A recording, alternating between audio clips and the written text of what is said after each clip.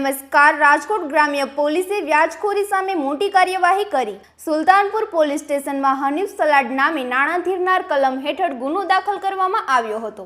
આરોપી પાસેથી અંદાજે 1 કરોડ રૂપિયાની વસ્તુઓ પરત અપાઈ છે, જેમાં દાગીના, કોરા ચેક, વાહનો, આરસીબી બુક, મકાન દસ્તાવેજો અને રોકડ રકમનો સમાવેશ થાય છે. 23 પરિવારોને વ્યાજખોરોના ત્રાસથી મુક્ત કરાયા હોવાનું પોલીસે જણાવ્યું છે. વધુ સમાચાર માટે જોડાયેલા રહો આરપી ગુજરાત ન્યૂઝ રાજકોટ. થોડા દિવસ પહેલા એક વ્યાજખોરીનો અને એક્સટોર્શનનો ગુનો દાખલ કરવામાં આવ્યો હતો. આ આરોપી હનીફ ઉર્ફે કાળુભાઈ ઇસ્માઇલભાઈ સલાટ આ ડ્રાઇવિંગનો ધંધો કરે છે. વાસાવડ ગોંડલનો રહેવાસી છે. ફરીથી આના ઉપર ગુનો દાખલ થયો ત્યારે ગામના બીજા લોકો અને આજુબાજુના લોકો થી અપીલ કરવામાં આવી હતી કે કોઈ પણ આ લોકોથી કે બીજા લોકોથી વ્યાજખોરીથી પીડિત હોય તો પોલીસને આવીને સંપર્ક કરો. તો આ ગુનો દાખલ થયા પછી ગોંડલમાં, જેતપુરમાં, જસદણમાં આજુબાજુના અમુક લોકો સામે આવ્યા અને એવા વ્યાજખોરો વિરુદ્ધમાં ફરિયાદ દર્જ કરાવી.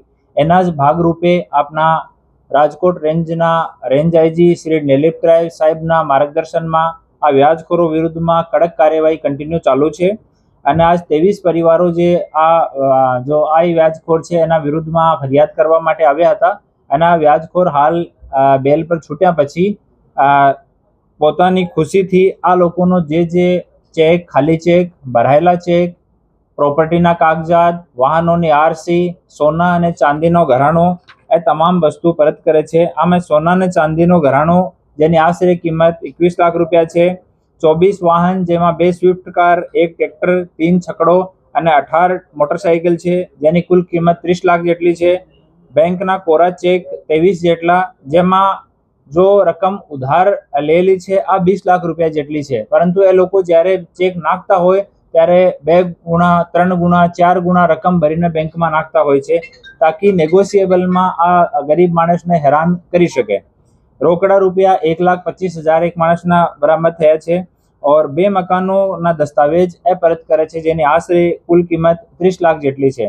આમ મળીને કુલ 1 કરોડ 2 લાખ રૂપિયાથી વધારાનો તમામ વેલ્યુએબલ જો કાગજાત અને સોના ચાંદીના ગહેણા અને કેસ છે.